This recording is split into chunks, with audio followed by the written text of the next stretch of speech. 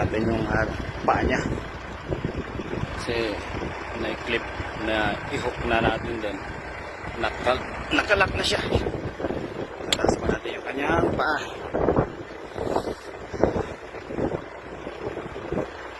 Ayan.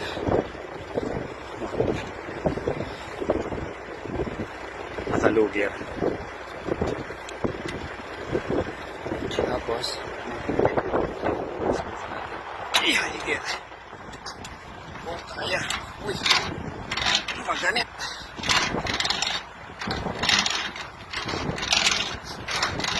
Naganit siya.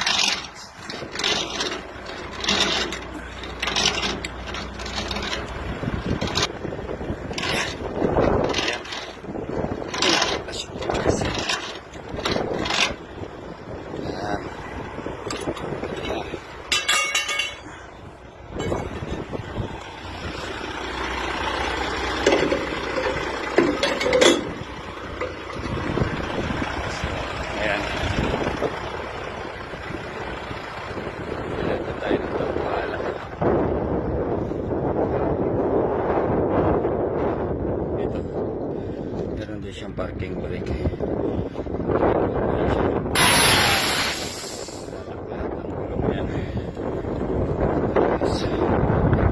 I-push mo lang siya, i-release na yan. Sa mga gustong maka-expert ito, alam nyo na. Ayan. Yan yung mga dinideliver natin. Aray! Ayan. Talisod pa. Wow. Ang ganda ng ilaw. Oh. Miskin. Ayan. Ito yan. Tapos number 1 plate number. Kailangan hindi natin makalimutan to. 500 real to. Detali lang siya kasi hindi pwedeng i-permanente yung plaka. Dahil pagdating sa location, puputulin.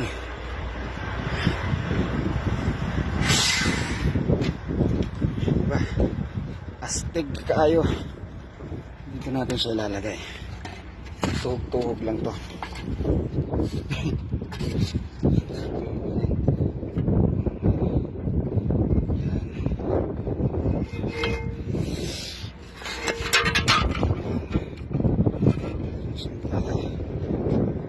Itatali. Okay.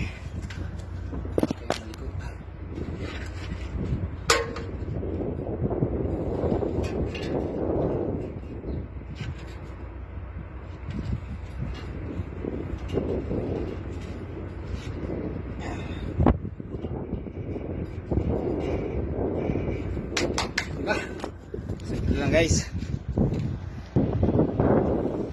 Check nyo yung mga gulong, importante yan.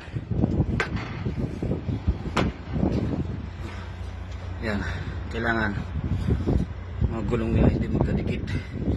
Minsan tingin mo ito matigas pero flat pala sa loob. Pre-trip inspection.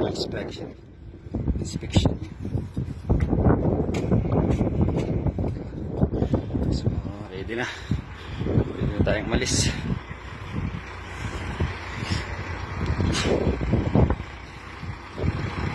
Sa tingin nyo,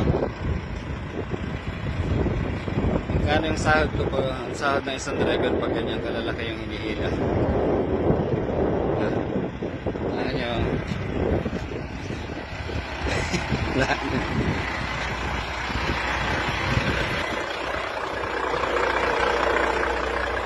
so ito okay na siya. Ito yung connection hangin. Ito yung ilaw, 7 ways connection, 7 ways yan. Yung ilaw, magpapailaw sa mga ilaw ng trailer. Ito yung sa preno, ito yung supply ng hangin. Tara na, guys.